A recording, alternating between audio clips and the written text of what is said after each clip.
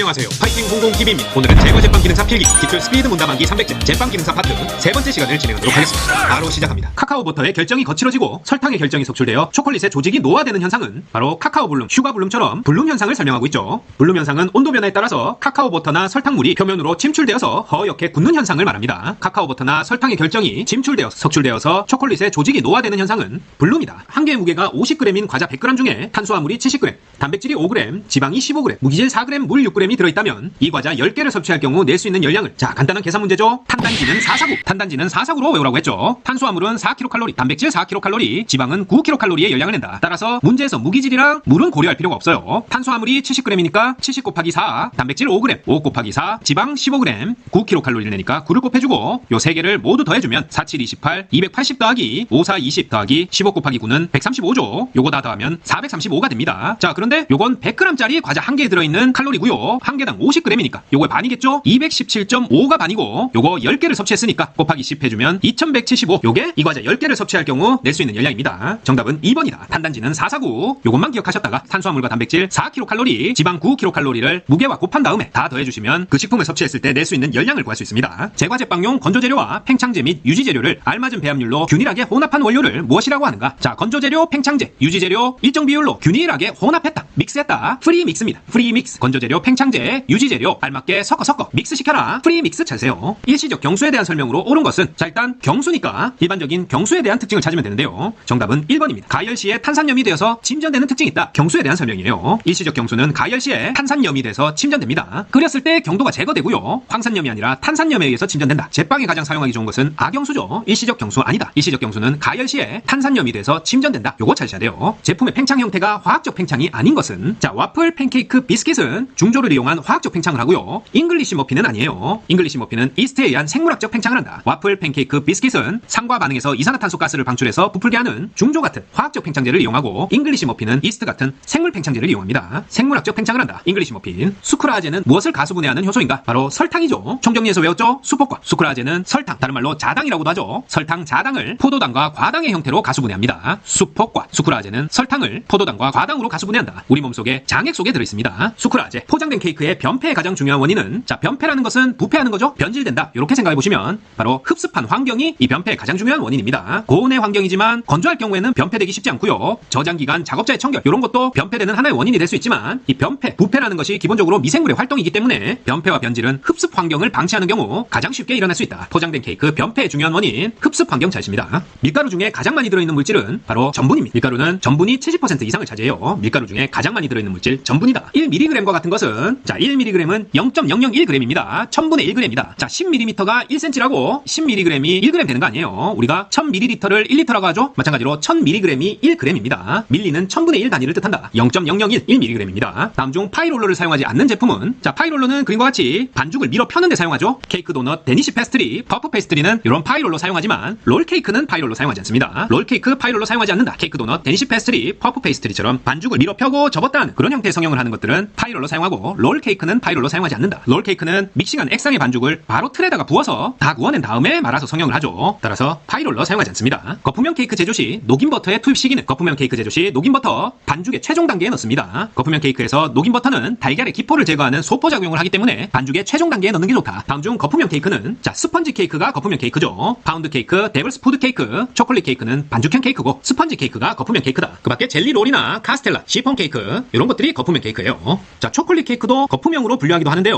요 기출에서는 스펀지 케이크가 답이었습니다. 아마 요 데블스 푸드 케이크처럼 요 초콜릿 케이크도 층을 형성해서 만드는 레이어드 케이크 형태로 본 것 같아요. 파운드 케이크, 레이어드 케이크는 반죽형 케이크, 스펀지 케이크는 거품형 케이크다. 식품의 부패를 판정할 때 화학적 판정 방법이 아닌 것은 자 TMA, ATP, VBN 모두 식품 부패 판정 용어 맞고요. LD50이 아닙니다. LD50은 반수치 사량이라고 해서 어떤 물질의 독성을 판단하는 독성 실험 수치를 말합니다. 어떤 물질을 실험주에게 먹였을 때 그 실험군의 반수, 그 실험군의 50%가 사망하는 투여량을 LD50이라고 한다. TMA는 트리메틸아민, 생선이 부패할 때 나는 비린내 성분이죠. 이 트리메틸아민의 수치를 측정하는 방법이고 VBN은 휘발성 염기질소를 측정해서 부패를 판정하는 방법이에요. 그리고 ATP는 보통 위생검사에 쓰이는 휴대용 오염도 측정기를 말합니다. 미생물이나 유기물의 에너지원이 되는 ATP 값을 측정해서 식품의 부패 정도를 판정하는 방법이다. 정답은 LD50. 반수치 사량은 부패와 상관없습니다. 과자류, 빵류 제조 시 가스를 발생시켜서 연하고 맛을 좋게 하며 소화되기 쉬운 상태로 만들 목적으로 사용하는 식품 첨가물은 자 가스 발생, 팽창제죠. 부드럽게 하는 유화제 아니고 피막 형성하는 피막제 아니고 식품 제조용제 아니다. 과자류, 빵류, 그리고 가스 발생시켜서 연하고 맛을 좋게 하고 소화되기 쉬운 상태로 만들 목적으로 사용하는 것은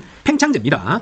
식품을 태웠을 때 제로 남는 성분은 바로 무기질입니다. 식품을 태우고 나면 CHON 등 식품의 유기물을 구성하는 것들은 모두 연소돼서 날아가고요. 황이나 인 또는 칼슘, 칼륨, 나트륨, 마그네슘 등 이런 무기질 성분이 제로 남는데요. 태웠을 때 황이나 인이 많이 남았다. 이런 걸 산성식품이라고 부르고 칼슘, 칼륨, 나트륨, 마그네슘 등 금속성 물질이 많이 남았다. 그랬을 때 알칼리 식품이라고 부릅니다. 요거까지 식품을 태웠을 때 제로 남는 성분은 유기질, 단백질, 지질 아니고 무기질이다. 버터톱 식빵 제조 시 분할 손실이 3%라면 완제품 500g짜리 4개를 만들려고 할 때 사용하는 강력분의 양으로 적절한 것은 단 총 배합률은 195.8%다. 자, 어려워 보이는 계산 문제처럼 보이지만 차분히 설명을 들어보시면 누구라도 풀 수 있습니다. 먼저 답만 외우실 분은 약 1053g 요것만 보고 다음 문제로 넘어가시고요. 나온다면 똑같이 나온다. 자, 계산해보면 먼저 완제품 4개의 총 무게는 한 개에 500g이니까 500 곱하기 4 하면 2000g이 되겠죠. 자, 이 완제품은 분할 손실을 반영하고 나서 분할 후의 무게니까 분할 전의 무게는 요 2000g을 100%에서 마이너스 3% 한 거 97%죠? 97%로 나눠준 값이 분할 전의 무게가 됩니다.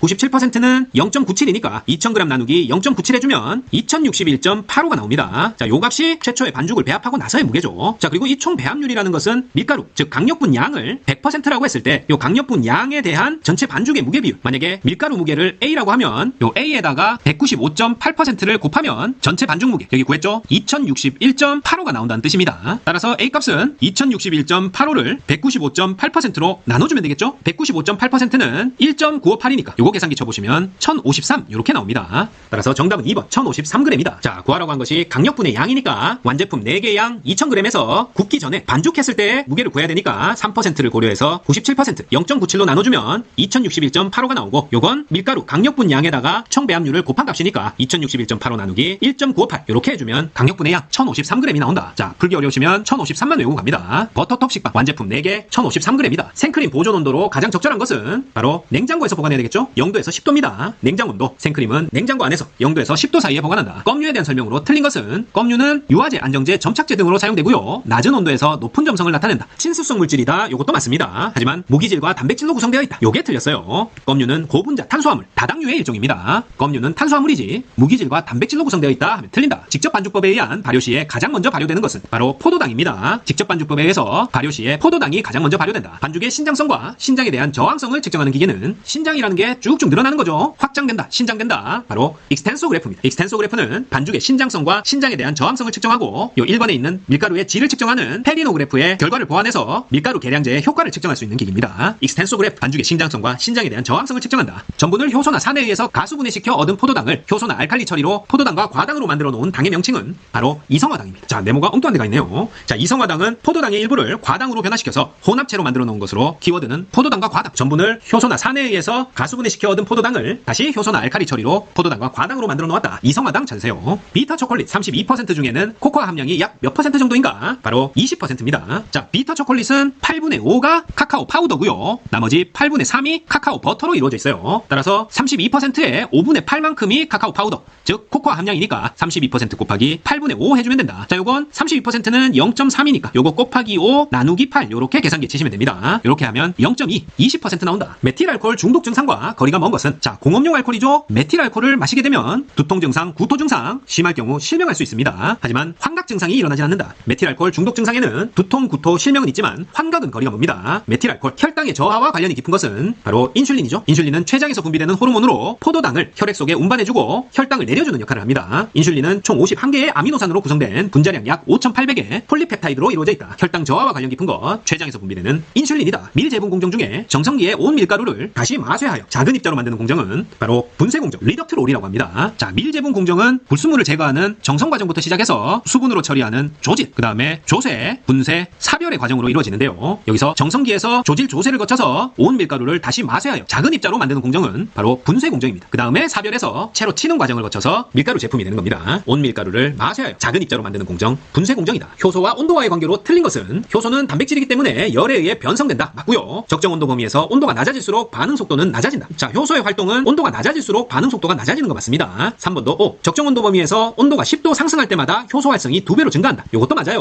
효소와 온도는 정비례 관계이기 때문에 온도가 상승하면 효소가 활성화되고 온도가 낮아지면 반응 속도 낮아진다. 모두 맞는 얘기고 틀린 것은 2번. 최적 온도 수준을 지나칠 경우 반응 속도는 증가한다. 그냥 읽어봐도 딱 틀린 건 알겠죠? 느낌 온다. 효소는 적정 온도 범위인 80도씨 이하를 벗어나면 그 이상이 되면 반응 속도가 증가하는 게 아니라 파괴됩니다. 최적 온도 수준을 지나칠 경우 반응 속도 증가한다. X. 빵 속에 줄무늬가 생기는 원인으로 옳은 것은 바로 덧가루를 과다하게 사용한 경우 빵 속에 줄무늬가 생깁니다. 자, 이건 빵 속 줄무늬는 건조한 것과 관련이 있어서 그래요. 덧가루 과다하게 사용하면 빵 속이 건조해져서 줄무늬가 생긴다. 페리노그래프 커브의 윗부분이 500BU에 닿는 시간을 무엇이라고 하는가? 좀 전문적인 거죠? 바로 반죽 형성 시간이라고 합니다. 자, 이걸 도달 시간이라고 돼 있는 문제집도 있는데요. 도달 시간 아니고 반죽 형성 시간입니다. 페리노그래프의 커브 윗부분이 500BU에 닿는 시간을 반죽 형성 시간이라고 한다. 메가당은 이스트의 발효 과정에서 효소에 의해 무엇으로 분해되는가? 맥퍼퍼. 기억나시죠? 메가당은 포도당 2분자로 분해됩니다. 자, 메가당을 맥퍼퍼로 분해하는 효소는 뭘까요? 바로 말타아제. 말타아제죠. 말타는 아제에 의해서 맥퍼퍼. 메가당이 포도당 2분자로 분해된다. 스펀지 도우법에서 드롭 또는 브레이크 현상이 일어나는 가장 적당한 시기는 바로 4배에서 5배 부풀었을 때입니다. 스펀지 도우법에서 드롭 또는 브레이크 현상이 일어나는 가장 적당한 시기 4배에서 5배 부풀었을 때다. 스펀지 도우법에서는 1차 발효 완료 후에 부피가 4배에서 5배 증가했을 때가 바로 드롭 및 브레이크가 일어나기 적당한 시기입니다. 반면에 스트레이트법에서는 3배에서 3.5배, 3배에서 3.5배 부풀었을 때가 발효 부피 완료 시점, 즉 브레이크점으로 적당하다. 스펀지 도우법은 발효 부피 완료점, 드롭 및 브레이크 현상이 일어나기 가장 적당한 시기가 4배에서 5배 부풀었을 때입니다. 스펀지 도우법. 다음이 설명하는 성분으로 옳은 것은 글리세린 1개에 지방산이 3개가 결합한 구조로 실온에서는 단단하지만 입안에 넣는 순간 녹게 만든다. 고체로부터 액체로 변하는 온도 범위가 겨우 2에서 3도로 매우 좁다. 자, 모두 보기가 카카오인데요. 자, 카카오 페인은 절대 아니고 바로 카카오 버터입니다. 글리세린 1개에 지방산 3개가 결합한 구조로 실온에서 단단하지만 입안에서 사르르 순간 녹게 만든다. 고체부터 액체로 변하는 온도 범위가 겨우 2, 3도로 매우 좁다. 카카오 버터에 대한 설명입니다. 다음 제품 중 건조 방지를 위해서 나무틀을 사용하여 굽는 제품은 나무틀 사용한다. 카스테라입니다. 카스테라 나무틀에 넣자. 카스테라는 나무틀을 이용해서 껍질이 형성되는 것을 너무 급하게 이루어지지 않도록 해서 부드럽고 팽창이 잘 되게 해서 제조합니다.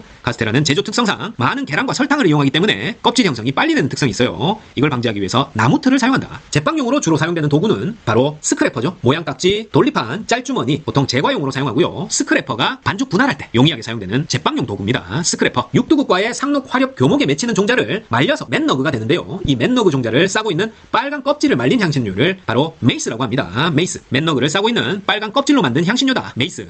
유지의 경화란 바로 마가린, 쇼트닝 등의 경화유에서 경화를 뜻하는 말은 불포화 지방산에 수소를 첨가하는 걸 말합니다. 유지의 경화란 불포화 지방산에 니켈을 촉매로 해서 수소를 첨가해서 만든 고체유를 뜻합니다. 경화유. 대표적으로 마가린, 쇼트닝이 있다. 다음 중 탄산수소 나트륨. 중조가 반응해서 발생하는 물질이 아닌 것은 탄산수소 나트륨이 열을 받아서 공기 중에 산소와 반응을 해서 이렇게 세 가지로 쪼개지는 분해되는 현상이 발생하는데요. 분해 후 생성되는 물질은 Na2CO3 탄산 나트륨과 물 그리고 이산화탄소입니다. 3번에 C2H5OH 요건 에탄올이에요. 에탄올 아니다. 탄산수소 나트륨 중조는 CO2H2O Na2CO3 발생한다. 이렇게 기억하십니다. 쇼트닝에 대한 설명으로 틀린 것은 정제한 동식물성 유지로 만든다. 요거 맞고요. 돼지기름인 라드의 대용으로 개발되었다. 요것도 맞습니다. 온도 범위가 넓어 취급하기 쉬운 편이다. 모두 맞고 수분을 10% 함유하고 있다. 요게 틀렸어요. 쇼트닝은 거의 100% 지방이고 수분 함량은 0.5% 이하로 미미합니다. 쇼트닝에 수분 10% 함유하고 있다. X. 정제한 동식물성 유지 돼지기름 라드 대용품 온도 범위가 넓어 취급하기 쉽다. 모두 쇼트닝에 대한 설명 맞다. 식빵 제조 시에 수돗물 온도 20도, 사용할 물 온도 10도, 사용 물의 양은 4kg일 때 사용할 얼음량은 어떻게 되는가? 얼음 사용량은 물 사용량 곱하기 수돗물 온도 빼기 사용할 물의 온도 요걸 80 플러스 수돗물 온도로 나눠주면 얼음 사용량이 나옵니다. 계산해보면 물 사용량이 4kg, 그람 단위로 4000g이고요. 곱하기 수온 빼기 물온, 수돗물 온도 20도, 사용할 물 온도 10도, 나누기 80 더하기 수온, 수돗물 온도 20도니까 요거 계산해주면 4000 곱하기 100분의 10이니까 요건 약분해서 10분의 1이 되고 4000의 10분의 1은 400이죠. 그래서 사용할 얼음량은 400g이 된다. 정답은 3번입니다. 얼음 사용량은 물량 곱하기 수온 빼기 물온 나누기 80 더하기 수온이다. 자, 한 문제 더 풀어볼까요? 식빵 제조 시 물 사용량이 1000g이고 계산된 물 온도 영하 7도, 수돗물 온도가 20도라면 얼음 사용량. 자, 얼음량은 물 사용량 1000g 곱하기 수마물이죠. 수마물. 수돗물 마이너스 계산된 물 온도. 그럼 20 빼기 마이너스 7이고요. 나누기 80 더하기 수온. 수돗물 온도 20도. 이렇게 해주면 1000 곱하기 100분의 마이너스 있으면 플러스가 되니까 27이다. 요건 요렇게 약분해주고 270g이 됩니다. 자, 수돗물 온도는 분모에서 80에서 더하는 걸로 나오니까 딱 100을 맞추기 위해서 20도로 항상 주어질 거예요. 따라서 위에는 수돗물 마이너스 계산된 물 온도, 아래에는 80 더하기 20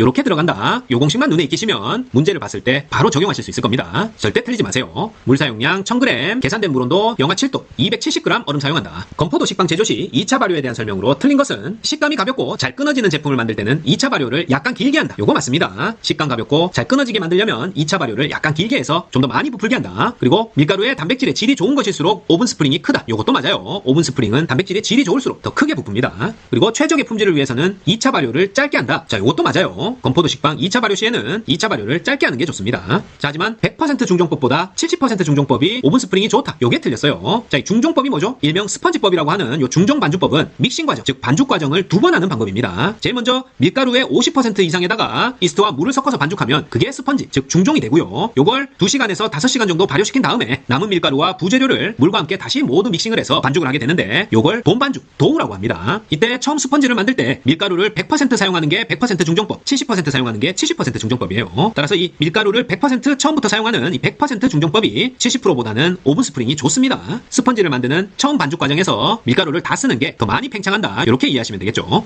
따라서 100% 중종법보다 70% 중종법이 오븐 스프링이 좋다. 요게 틀렸다. 100%가 더 좋습니다. 중종법 약간 어려운 문제네요. 어느 제과점의 이번 달 생산 예상액이 1000만 원인 경우 목표 노동 생산성은 5000원시인이다. 생산 가동 일수가 20일, 1일 작업 시간은 10시간인 경우에 소요 인원을 물었어요. 소요 인원은 10명인데 직접 계산하실 분만 보면 노동 생산성이라는 게 한 명이 1시간 동안 일할 때 생산 단가를 나타내는 거예요. 한 명이 1시간 일할 때 생산 단가. 그래서 일단 한 달 생산 총액을 노동 생산성 5000으로 나누면 5000분의 1000만 이렇게 되겠죠? 그러면 2000이 나옵니다. 저 2000이 어떤 숫자냐? 바로 생산 가동 일수가 20일일 때 생산 시간이 10시간이니까 이달에 총 생산 시간은 200시간이 되고 이 200시간에다가 다시 인원을 곱한 수가 바로 2000이라는 뜻입니다. 그러니까 인원은 10명이 들었다는 얘기겠죠? 이렇게 구한다. 생산 예상 총액을 노동 생산성으로 나눠주고 그렇게 나온 값이 총 소요 시간 곱하기 인원이니까 총 시간은 20일에 10시간씩 200시간이 들어가니까 인원은 10명일 거다. 이렇게 구하시면 됩니다. 넘어가겠습니다. 냉각으로 인한 빵 속의 수분 함량으로 적당한 것은 바로 38%입니다. 냉각으로 인한 빵 속의 수분 함량은 35에서 38%가 적당하다. 일반적으로 식빵에 사용되는 설탕은 스트레이트법에서 몇 퍼센트 정도일 때 이스트 작용을 지연시키는가? 바로 7%입니다. 이스트 작용 지연, 설탕 함량 7%. 보통 스트레이트법에서는 식빵 제조 시에 5% 이상 들어가면 삼투압 작용에 의해서 이스트 작용을 지연시킬 수 있다고 해요. 식빵에 사용되는 설탕은 스트레이트법에서 5% 이상, 기출에서 7% 정도일 때 이스트 작용을 지연시킨다. 성형 과정을 거치는 동안 반죽이 거친 취급을 받아서 상처받은 상태이기 때문에 이를 회복시키기 위해 글루텐의 숙성과 팽창을 도모하는 과정을 바로 2차 발효라고 합니다. 2차 발효는 성형하는 과정에서 빠졌던 공기층을 다시 발효를 통해 부풀리는 게 가장 중요한 목적 중에 하나다. 성형 과정에서 거친 취급을 받아 상처받은 상태다. 이를 회복시키기 위해서 글루텐의 숙성과 팽창을 도모한다. 2차 발효입니다. 파운드 케이크를 구운 직후에 계란 노른자에 설탕을 넣어서 표면에 칠해주는데 이때 설탕의 역할로 맞지 않는 것은 광택 효과, 보존기간 개선, 맛의 개선 모두 계란물에 설탕 넣는 역할 맞지만 탈색 효과는 아니죠. 구웠을 때 색상을 먹음직스럽게 캐러멜색으로 광택을 내게 합니다. 탈색 효과 X. 밤과자 제조 공정에 대한 설명으로 틀린 것은 자, 반죽을 한 덩어리로 만들어서 즉시 분할한다. 자, 1번부터 틀렸죠? 밤과자 반죽은 반죽 후에 즉시 분할하지 않고 냉장 온도에서 휴지시킨 후에 분할합니다. 밤과자 제조 반죽을 한 덩어리로 만들어서 즉시 분할한다. X. 냉장 온도에서 휴지시킨 후에 분할한다. 자, 맞는 것도 볼까요? 반죽과 내용물의 되기를 동일하게 하고 성형 후에 물을 뿌려서 덧가루를 제거한 다음에 껍질의 두께가 일정하도록 내용물을 싼다. 모두 밤과자 제조 공정 맞고 반죽을 한 덩어리로 만들어서 즉시 분할한다. X입니다. 즉시 분할하지 않는다. 식빵 배합률 합계 180%, 밀가루 총 사용량 3000g일 때 총 반죽의 무게는 기타 손실은 없다고 했어요. 자, 요건 식빵 배합률 180%, 밀가루 총 사용량 3000g, 5400g이 총 반죽 무게입니다. 자, 어떻게 구했냐?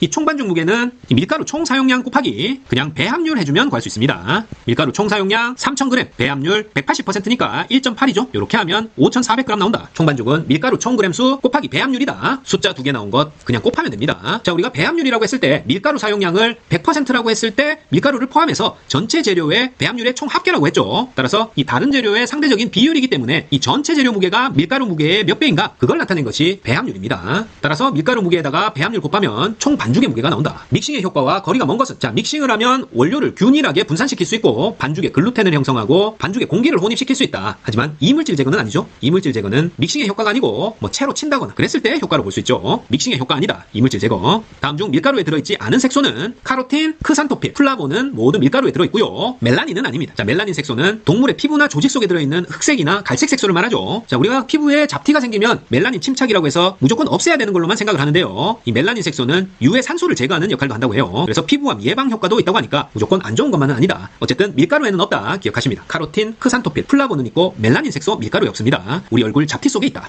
자, 아이싱이나 토핑에 사용하는 재료의 설명으로 틀린 것은 중성 쇼트닝은 첨가하는 재료에 따라서 맛과 향을 살릴 수 있고요. 분당, 슈가 파우더죠. 슈가 파우더는 아이싱을 제조할 때 끓이지 않고 사용할 수 있는 장점이 있다. 이것도 맞습니다. 그리고 안정제는 수분을 흡수하여 끈적거림을 방지한다. 안정제를 첨가하는 이유죠. 하지만 생우유는 우유의 향을 살릴 수 있어서 아이싱이나 토핑할 때 바람직하다. 요게 틀렸죠. 아이싱이나 토핑에 생우유 사용하지 않습니다. 쉽게 상할 수 있기 때문에 아이싱이나 토핑 재료로 생우유 부적절하다. 가나슈 크림에 대한 설명으로 옳은 것은 자, 가나슈 크림은 4번에 끓인 생크림에 초콜릿을 더한 크림을 말합니다. 생크림에 가나 초콜릿을 추가했다. 가나슈 크림입니다. 생크림과 다크 초콜릿을 1대1의 비율로 끓인 다음에 초콜릿을 넣고 섞어서 만듭니다. 따라서 생크림을 절대 끓여서 사용하지 않는다. X. 초콜릿과 생크림 배합 비율 10대1? 아니죠. 1대1이죠. 초콜릿의 종류는 달라도 카카오 성분은 같다. 자, 초콜릿의 종류에 따라서 카카오 성분 함량 다 다르죠. 같다 틀렸다. 생크림과 다크 초콜릿을 1대1의 비율로 생크림을 끓인 다음에 초콜릿을 넣고 섞어서 만든 게 가나슈 크림입니다. 10명의 인원이 50초당 70개의 과자를 만들 때 7시간에는 몇 개를 생산하는가? 자, 단순한 산수 문제입니다. 정답은 35,280개. 요거 체크하고 넘어가실 분 가시고요. 계산은 1시간은 60분이고 60분은 3,600초니까 요 3,600초에다가 곱하기 7 하면 7시간의 초가 나오죠. 바로